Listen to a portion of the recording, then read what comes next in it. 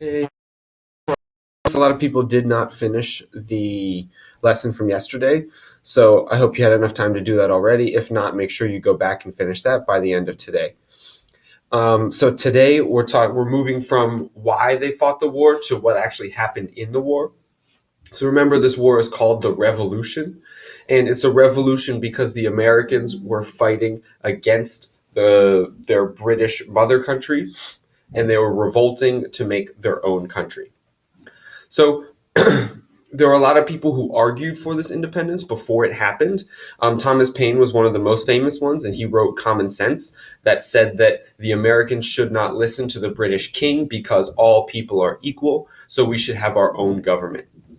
Ben Franklin and Sam Adams argued the same thing in newspapers all across the country. They said we shouldn't listen to the British king. All people are equal, so we should make our own government for ourselves. Patrick Henry made his speech, "Give me liberty or give me death." We saw that one yesterday. So after all this is happening and you have the Boston Tea Party and the Boston Massacre, the British go to take the Patriots' weapons, but this guy named Paul Revere looks like this, and he rides at midnight to tell the Patriots that the British are coming, and so the Patriots are ready. And because the Patriots are ready, they're trying to stop the British from taking their weapons, and a battle actually happens. So what you should do is go to this link, this bit.ly/DTA Lexington, to learn what happened in the first battle of the Revolution. So after the Battle of Lexington and Concord, now the Patriots are all galvanized, they're organized, and they get together at something called the First Continental Congress to ask the King of England to give them rights. But just like we saw earlier, the King of England didn't want to give them rights. He says, whatever I say is right, and I don't have to listen to you at all. So he refuses their demands, and they organize again at the Second Continental Congress, 1775. And there they decide to make an army, and they make George Washington the general of that army. Throughout the Revolution, George Washington is going to be the leader, and his charisma, his power as a leader is going to really help the Americans win. So they declared independence after the Battle of Lexington and Concord. Thomas Jefferson wrote the Declaration of Independence after that battle had already been fought, but people had these ideas already. So he said that all people had the rights to life, liberty, and the pursuit of happiness. Then he says that King George has violated the colonists' rights by taxing them without their consent, without letting them vote. So he's saying the king did not have the right to tax us without us voting on it, without us having that representation. And then he says, because the king violated our rights, third point, then we have the right to break away from Britain and make our own government. So that was the Declaration of Independence. And they did all that because the British were taxing us without letting us have a say or a vote. So the war goes on for a bit. The Americans win a battle at Bunker Hill, but most of the beginning of the war was really bad. Then something happens in 1777, which is known as the turning point of the war. And that's the Battle of Saratoga. So the Americans win this first big battle, and because the Americans could show that they could beat the British, now France is going to join our side. And remember, the French and Indian War, the English were fighting against the French. So already these two groups didn't like each other very much. So the French were really just looking for an excuse to get in and beat on the British. Ben Franklin was the guy who convinced the French king to join us. He was in France and he was talking to the French king.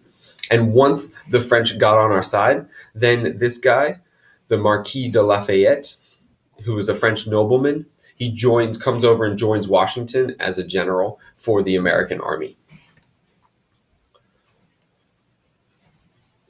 Come on. Go. There we go. All right. Then after the Battle of Saratoga, then you have Valley Forge, which is a really, really cold winter where a lot of George Washington's troops almost die. Over 1,200 soldiers died. And But they survived throughout the winter, and they stayed together throughout the winter because they were fighting for their own liberty. And so they thought that this was the most important fight they could possibly have. And so they all stayed there.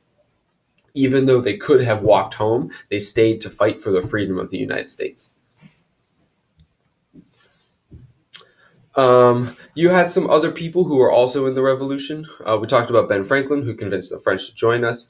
Make sure you write these on your paper. You got Thomas Jefferson, who wrote the Declaration of Independence. Sam Adams was part of the Sons of Liberty. George Washington was that general of the Continental Army.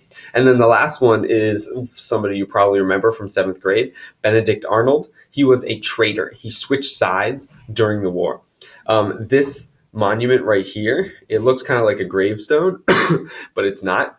It is of Benedict Arnold's boot, because when he was fighting in a battle, his leg was shot off and they found his boot on the field. He was an American general that the British paid him $1 million to switch sides and to fight for the British. So he did, and then he ended up going to live in Britain after the war. Terrible guy. Still to this day, you can call people Benedict Arnold if you're calling them a traitor or somebody who switched sides. The last battle in the war was the Battle of Yorktown. That was in 1781, and that was really the battle that cinched the victory for the Americans. With the help of the French, the Americans forced the British Army to surrender. So here you've got the British Army stuck here, and you had French ships that were in the water, making sure that the British couldn't get on their own ships and escape.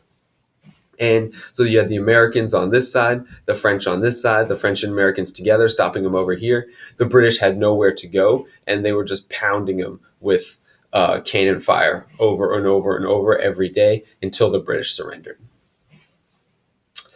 So what happened after the war? The British lost all their army, and they had to give up to the Americans. So before the war, the map looked like this. Everything was owned by Great Britain.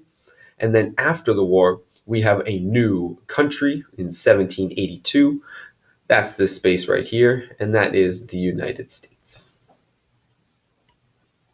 So check out these review questions. Make sure you know everything that happened, all the way from the 13 colonies through the Revolution and into the time where America becomes its own country. Have fun.